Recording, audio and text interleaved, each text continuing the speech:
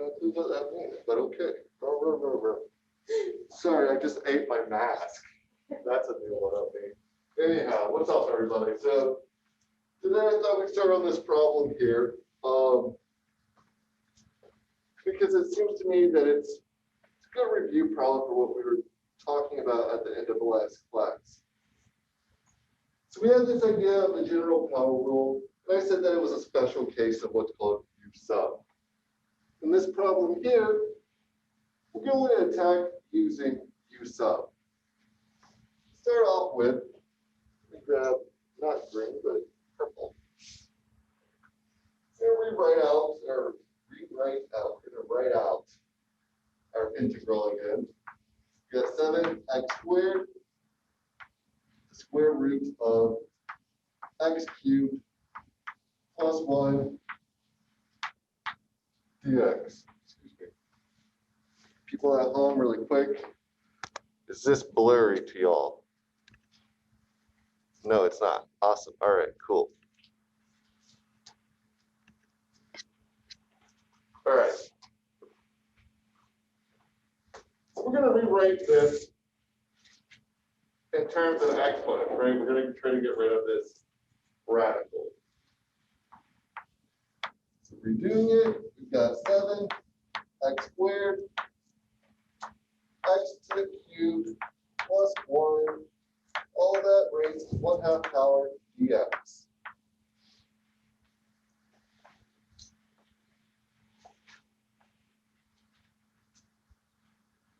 All right, so looking at this, why don't we set our u equal to x cubed plus 1? So we're not going to transfer the 7x squared into the cube x? No, not in this case. Okay. We could actually, but it's going to be easier for us. We just use this as u and apply u sub u.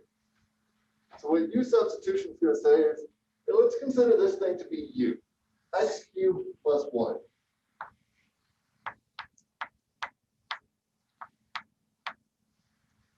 If that's the case, then the derivative of u, that's going to be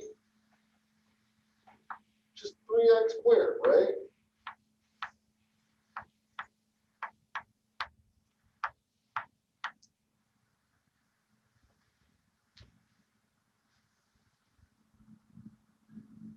In which case, du is just going to be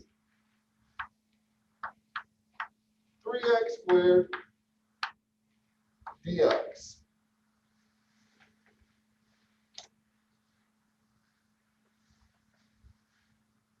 All right, so now let's rewrite our integral again and try to group things accordingly. So I'll pull out that 7 first, times the integral of x cubed plus 1, all raised to the 1/2 power, x squared dx. We have a problem here, right? We need to get a 3 in here somehow. One thing we could do is multiply all of this by 1. So we're going to choose that 1. We're going to choose that 1 to be 1/3 times 3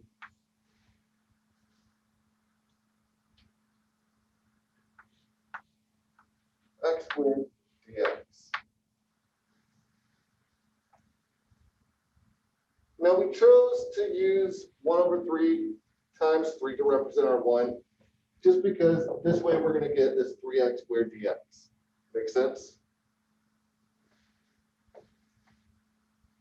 So rewriting this now, we can pull out this 1/3 to get 7/3, the integral of x cubed plus 1 raised to the 1/2 power, 3x squared dx.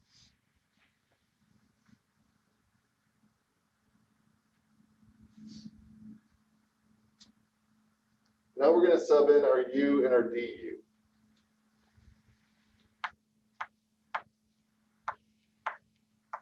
When we do that, we get 7 over 3, the integral of U to 1/2 du, right?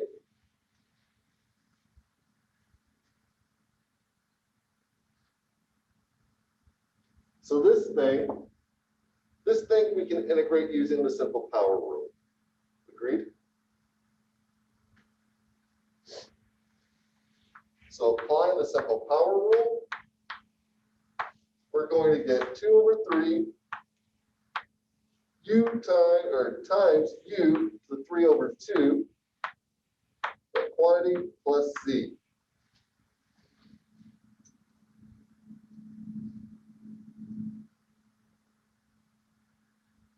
So all we've done here is applied the simple power rule, right? And integrated. All right, so we can simplify this even further. You get 14 over 9, U, 3 over 2, plus C. So now, when we substitute back in, we're going to get 14 over 9 times x cubed plus 1, all raised to the 3 over 2 power plus a constant.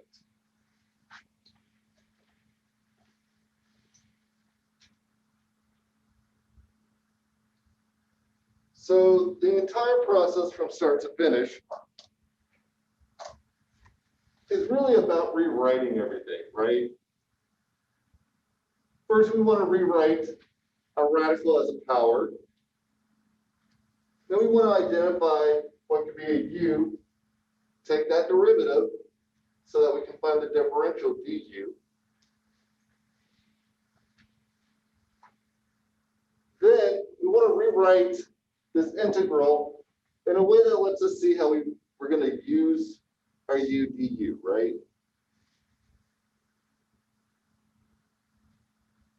Then we're going to go ahead and apply our substitution, integrate,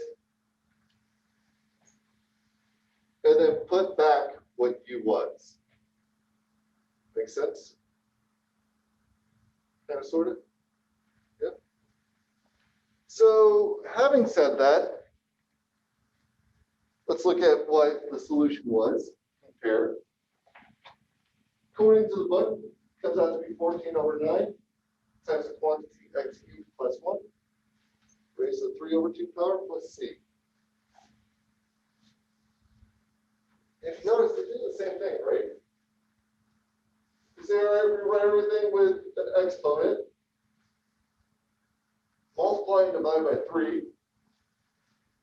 That's what we did right here. Pull out the 7 over 3 and apply the general power rule. Well, we're using u sub. Because the general power rule is a particular case of u sub.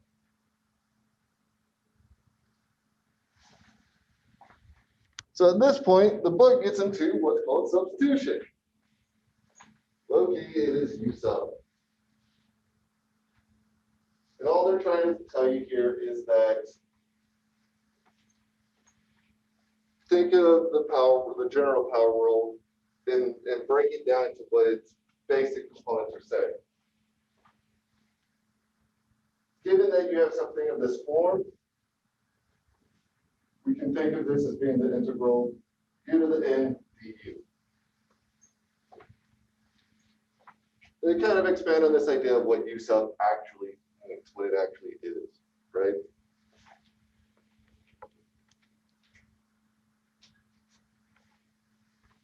Let's check out this next example.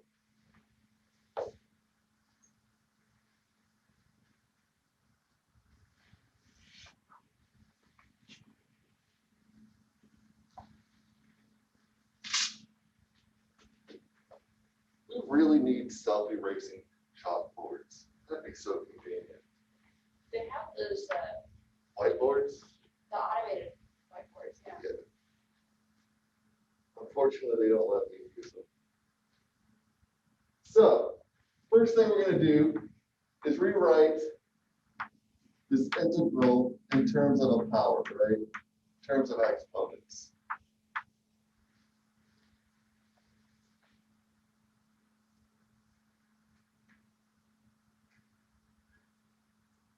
Looking at this,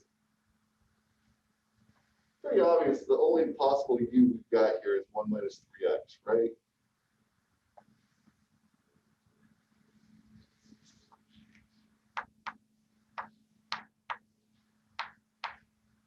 So that means du dx is going to be -3. And du is going to be -3 dx.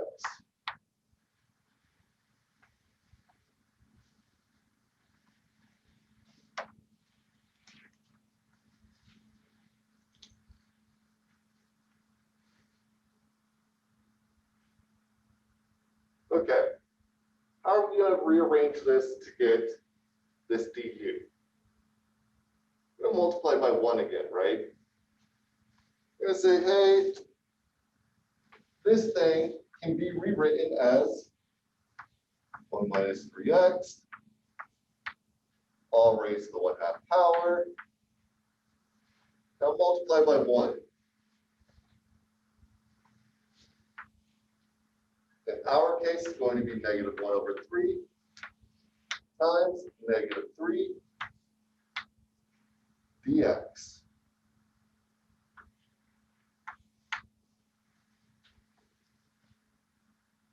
All I'm doing here is multiplying by 1, right?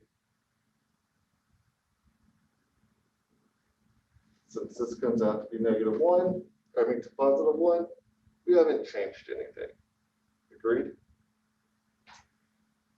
So now I can pull out this -1/3.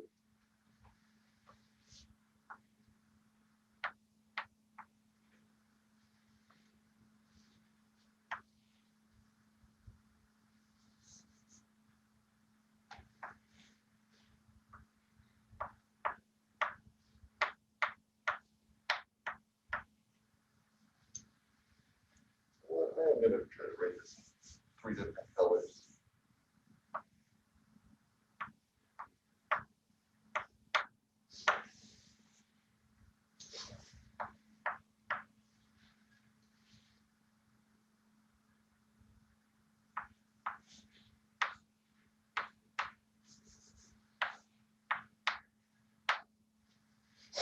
Okay.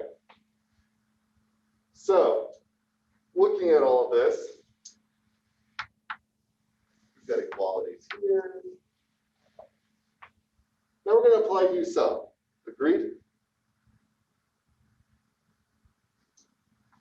Applying u sub.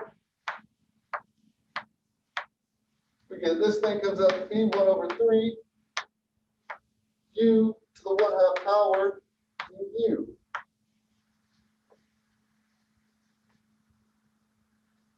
Simple power rule here, right? Applying that, you get -1/3, 2/3, u to 3/2, plus a constant.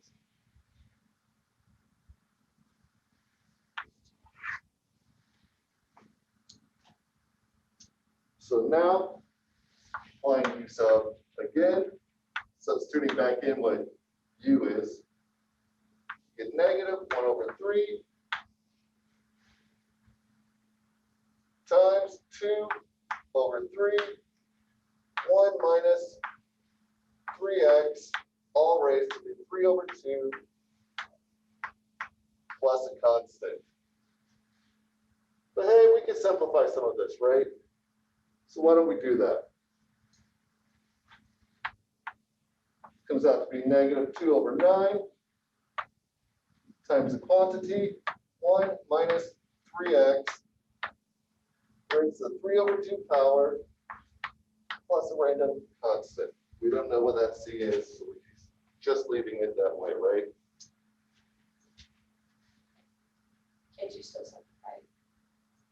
Because don't you have to put the 3, 2 into the 1 minus 3x? You mean simplify through this way? No. Like, Your exponent. oh, here? This is the simplest we're going to be able to write it for now. Could we rewrite it other ways? Yeah, but this will be the simplest way to rewrite it. It's the most compactified, nice to look at way. So having said that, let's check out what that answer is going to look like.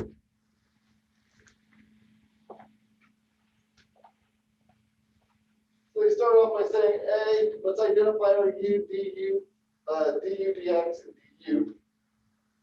Same way, right? And they say, let's rewrite everything.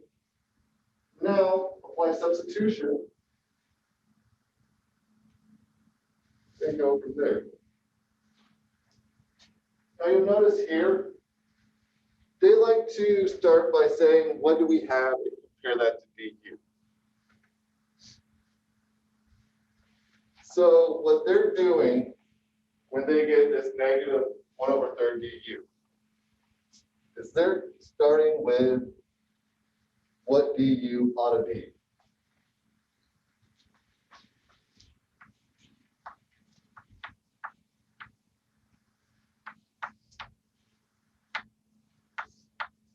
And they're saying, my mistake, I meant to write -3.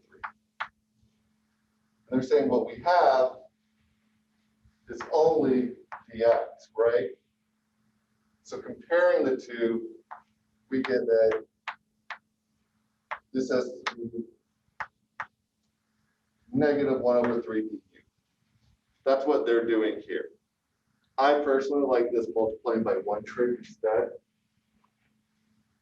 because it leaves less room for error, I feel like.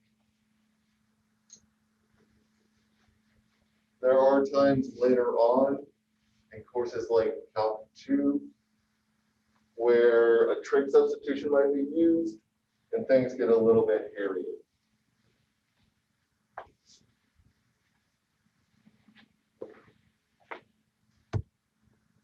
So the general process here, it's first and foremost, try to rewrite your integral as best as you can. So to make it look nice and easy. Put it all in terms of powers, right? From there, we're going to say that, hey, this u is a function of x, right? So we're going to find our u, that we've been doing. Then we're going to try and solve for u and du. And we're going to substitute those in.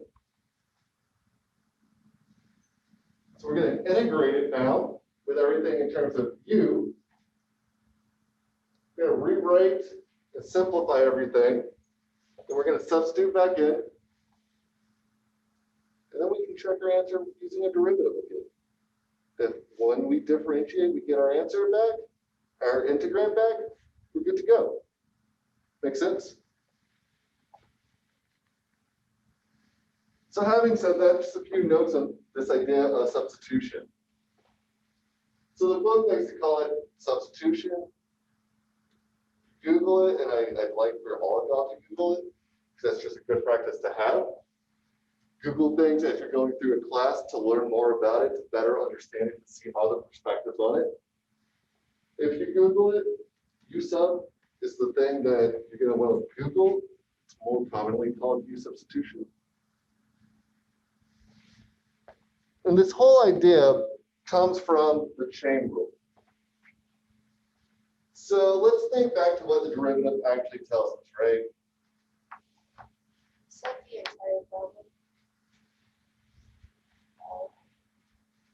Yeah, this is just the chain rule start to finish.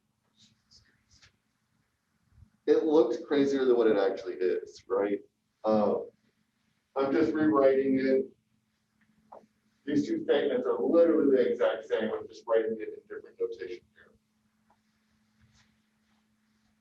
Same thing. Now I'm just expanding on it. And same notation. So the only real part where math is being done is right here. The rest of it is just notation.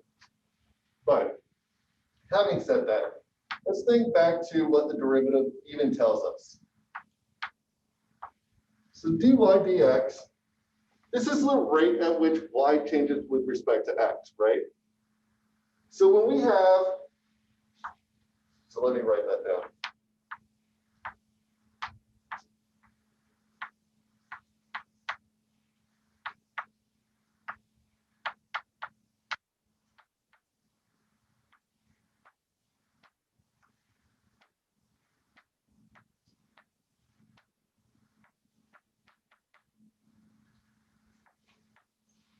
WRT is math shorthand for with respect to.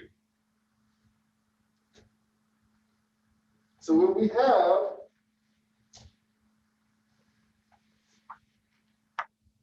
f dx, it's the same thing, but f, right?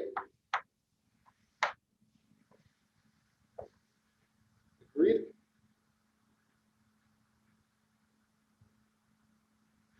All this derivative, df dx measures is the rate of change, which our function changes with respect to x.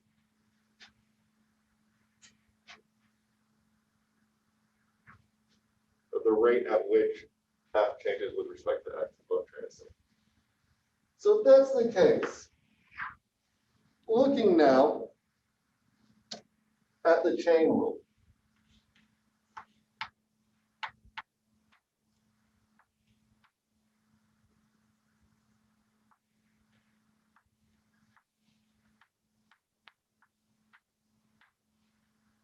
What it gives us is f prime of x times du dx. What this is the rate at which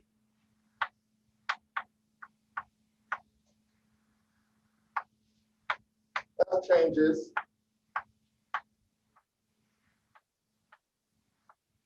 with respect to, in this case, u. And this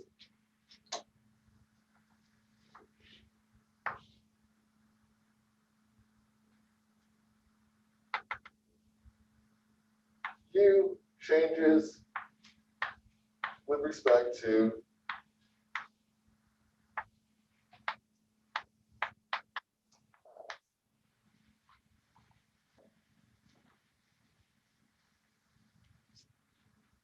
so let's stop and think about this for just a second. We've got some things that we know of in everyday life that behaves this way.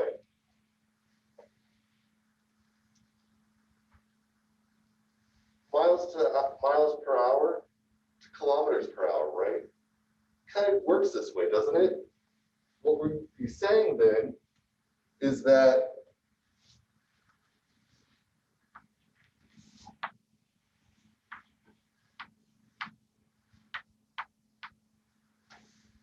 let me actually write it.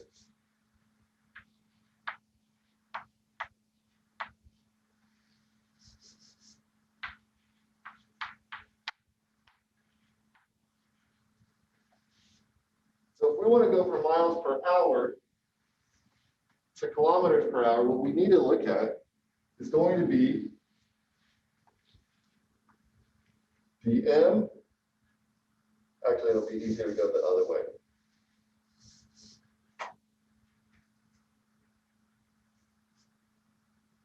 No, other way will work. We need to look at is dm dh dh, or my mistake, dk dm. What's happening here? Well, we've got a function which compares the way kilometers changes with miles times the function with which miles changes compared to hours. So it actually looks like this.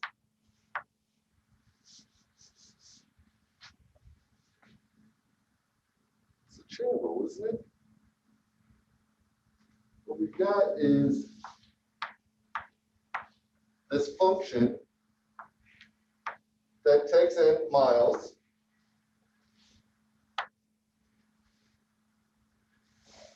but miles is written as in terms of time.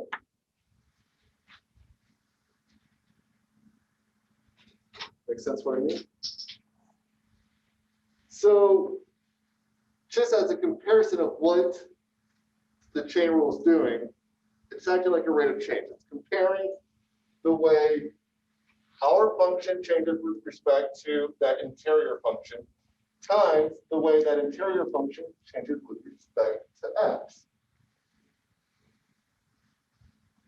Does this make sense to everybody? Yeah. So if that's the case, then whenever we come across an integral that looks like this,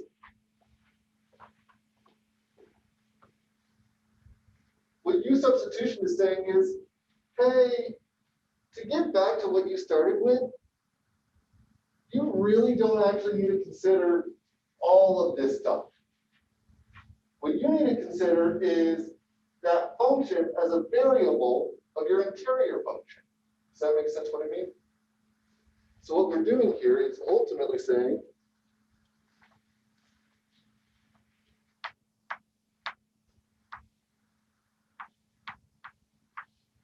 yeah, this is what we've got. That's what our function looks like, right? It's f of u of x. But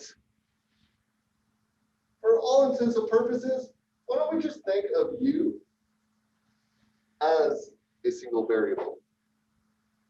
And if that's the case, then u sub says you can integrate this function with respect to that interior variable. How can you just part of the problem without that problem? So what? How can you get rid of part of the problem without having an ace problem because of different problems? You're not really getting rid of part of the problem. What you're doing here is you're saying, think back to what that chain rule even asked you, right? F prime of u of x is the rate at which f changes with respect to u. So if that's what you got, then when you integrate f prime u of x with respect to just u, you get back this thing. And to do that, you need to figure out how to rewrite du dx times dx to come out to be u, du. Does that make sense? So this differential here, this du, all it is the small incremental rates of changes comparatively, right? Does that make sense what I mean? This du dx times dx coming out to be du. It's just saying for really small changes in x, du dx is like really small changes in du. We've seen this before when we were talking about differentials. Differentials are really just saying for really small changes in x,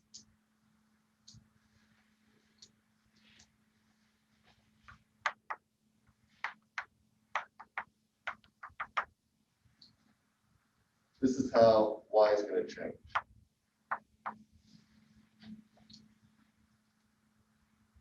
So our derivative, du dx times dx, is just predicting this small bit here. Does that make sense to everybody? Kind of, sort of? Yep. So I really just wanted to talk about this to demystify why we're using u sub what it's doing. Because it's not immediately clear what's happening here. So as another example, here we got, I'm going to write this on the board for the folks at home. Here we've got a function, f of x, well, let me actually rewrite it this way. We've got x squared plus 3 raised to the third 2x dx.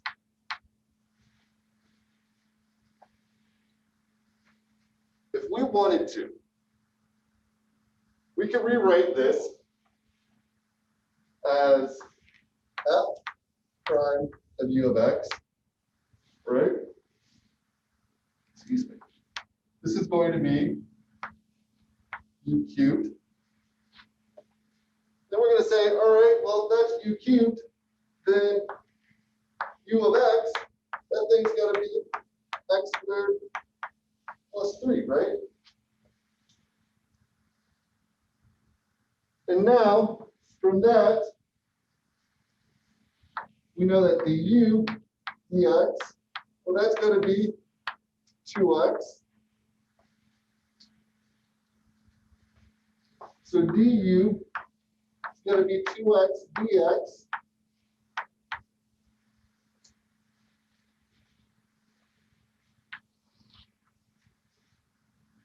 Now we're going to rewrite all of this as f prime of u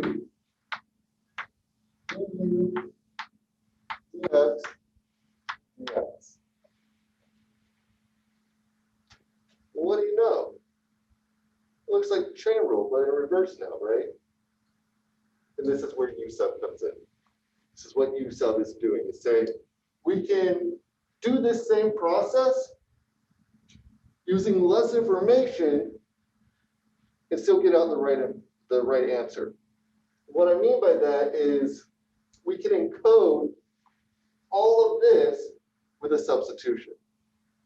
So we're not actually losing information. We're just encoding the stuff that we really care about.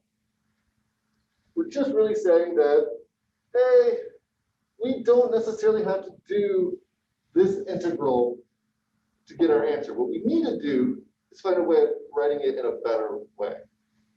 That's what u sub does. Lets us say, all right, cool. Solving this is equivalent to just solving that. And then substituting our u back in. Cool. Folks at home, does that make sense?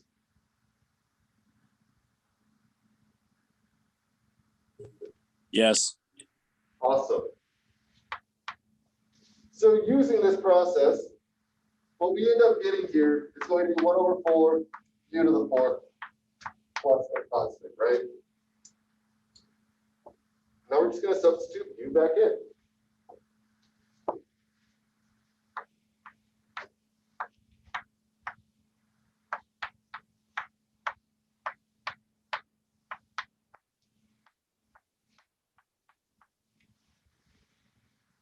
So to answer your question, it's not that we're throwing information away. It's that we're hiding the extra information so that we only do what's needed. Make sense?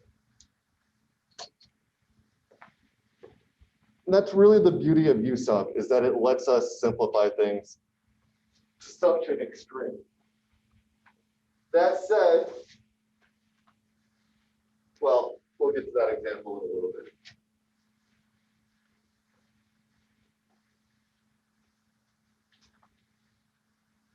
All right. So, what's our u here? Would it be x squared or -1? X squared minus 1? The u would be -1. Not quite. U is going to be everything under the radical. So you have the right idea going into it, right? Like, what we're trying to do is identify that most interior function. So rewriting this, we can write this as x squared minus 1 raised to the 1/2 power dx.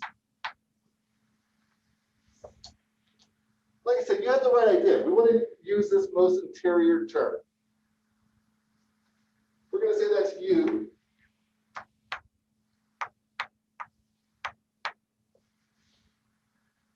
Well, if that's u, then du dx,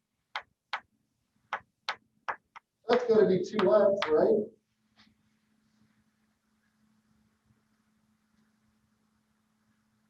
So du,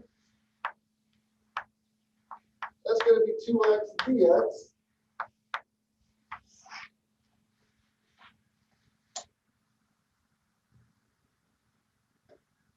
Well, shit, we don't have a 2. So what are we going to do? Let's multiply by 1 again, right?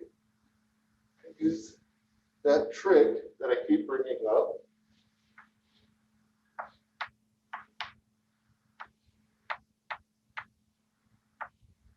Actually, we'll try it the other way. X squared minus 1, 1/2. Then we want to inject that 2 in here. We're going to multiply, like I said, by 1.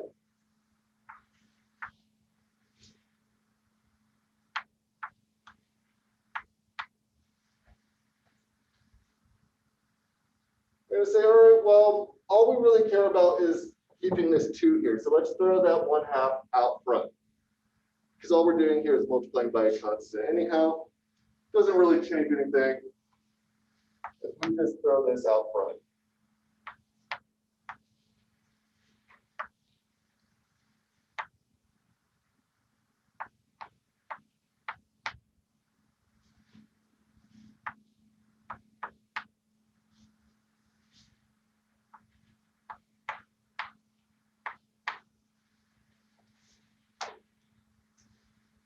All right, we've got our u, we've got our du now.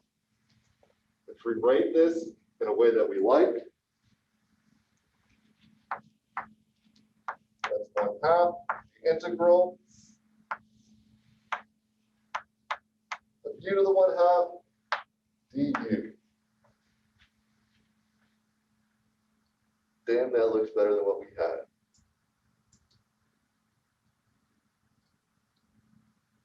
So now, this thing comes out to be 1/2 times 2/3 u to the 3/2, all that plus a constant, right?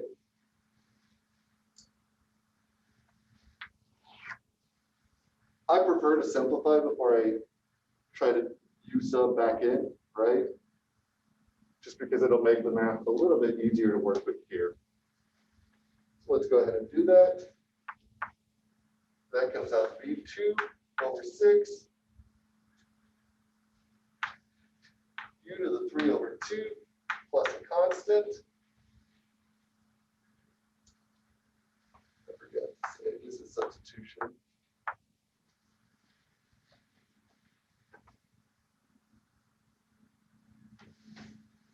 Now we're going to substitute back in.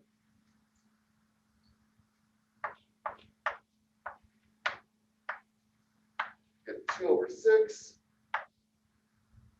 x squared minus 1, the 3/2 power plus a constant.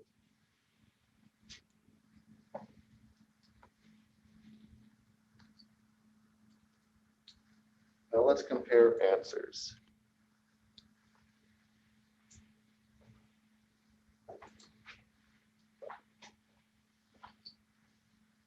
Notice they went ahead and simplified this as well. They said this simplifies to just 1/3, right?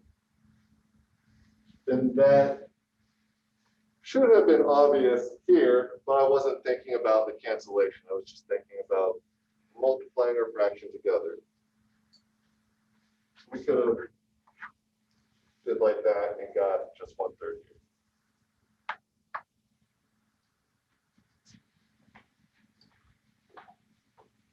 So what they're saying is, I'm applying u sub,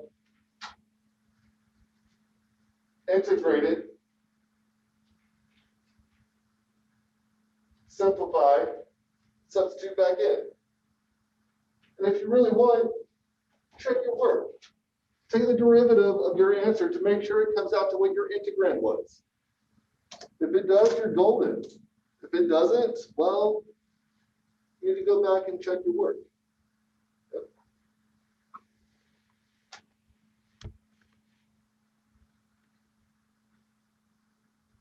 All right, so we're going to skip over this because I want to get into 5.3. Yeah, I want to get into 5.3 today. So 5.3 is all about our exponential and logarithmic integrations.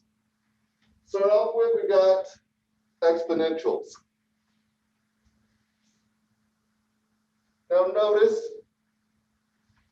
the simple rule makes sense, right? Because the derivative of e to the x is just e to the x. So undoing that derivative, we don't know if there was a constant out there. Let's tack it on just in case. The general exponential rule, hey, that's the chain rule, isn't it? So here we're going to use u sub. And now that we've got u sub going, this looks like a simple exponential rule. So we're just going to get e to the u plus c. Then after this, we're going to substitute u back in. Make sense?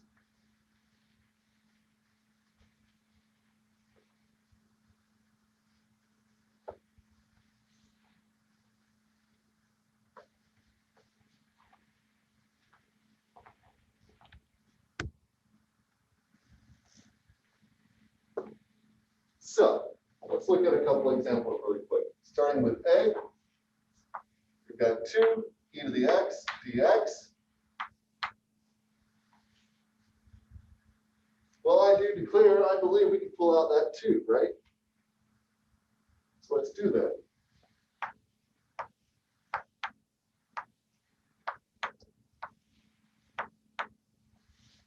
It looks like the simple power, or the simple exponential rule, right?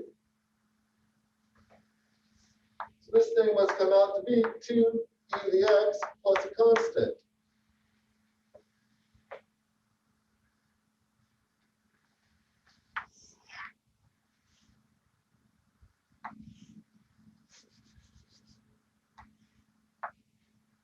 Now the second example, you might be tempted to throw out that 2 again, right? We've got to slow down. We've got to look at this and say, yeah, no, we can't do that because we've got a u up top. Let's start and work. Let's start there and identify what u is. U is going to be 2x, right? Okay, so we have these exponentials. U's going to show up top. All right. Well, if that's the case, then du dx,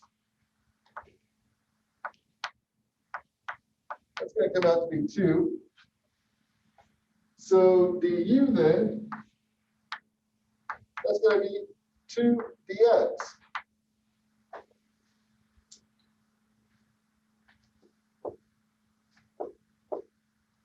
Right? So with u sub,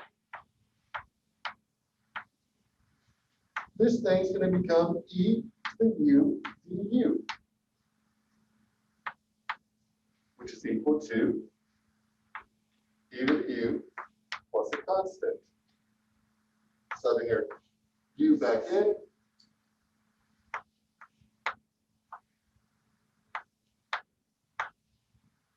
Then we get e to the 2x plus a constant.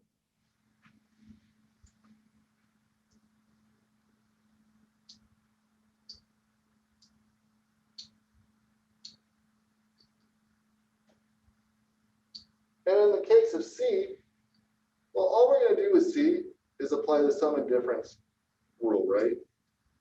When we apply that to C, we're going to get 2 integrals, the integral of e to the x with respect to x, and then the integral of x with respect to x. This is going to give us e to the x. This is going to give us 1/2 x squared, right? Then we're going to tack on that constant just to be careful. we're gonna get e to the x plus 1/2 x squared plus a constant. So comparing,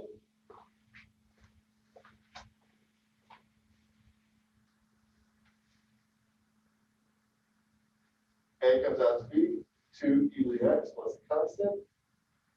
B came out to be e to the 2x plus a constant. And then C came out to be e to the x plus x squared over 2 plus a constant.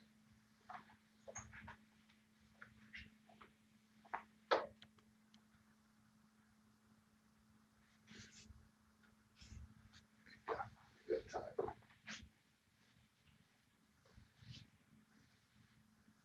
All right, and finally, for this last integral, that e to 3x plus 1 dx.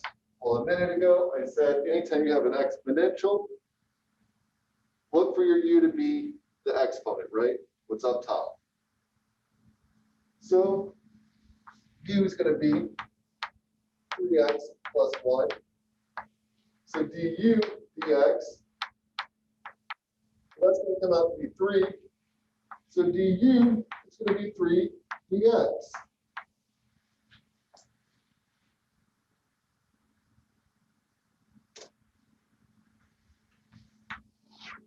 Well, we need to get a 3 dx in here somehow, right?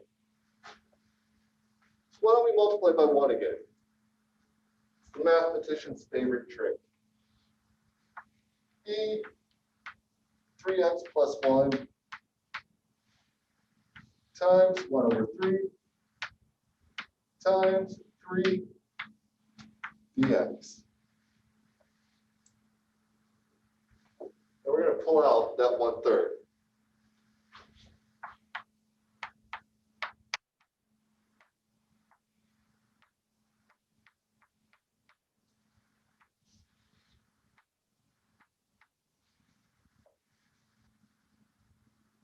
Okay, now we can rewrite this in terms of two substitutions, right? When we do, we're going to get this thing comes out to be 1 over 3 times the integral of e to the u du. Well, that's just going to be 1 over 3 e to the u plus a constant. So when we substitute back in,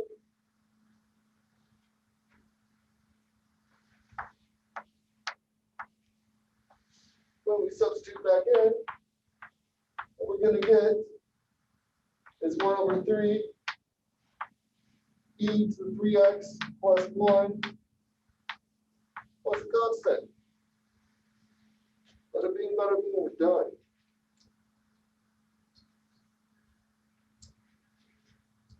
That's all she wrote for this problem. So checking this really quick. What do you know? They do the exact same thing, don't they? They use chain rule, the U sub. First, they identify what their U and their du dx is. And of course, with that is du. They say, hey, we're missing a 3, so let's multiply by 1. Once we multiply by 1, we can start to rearrange terms and then substitute.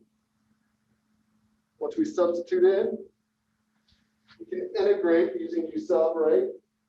Then substitute back in what our u's were. That is all we're doing here. Having said that, I think we are at time now. Yeah, a minute after, so I will let you all go.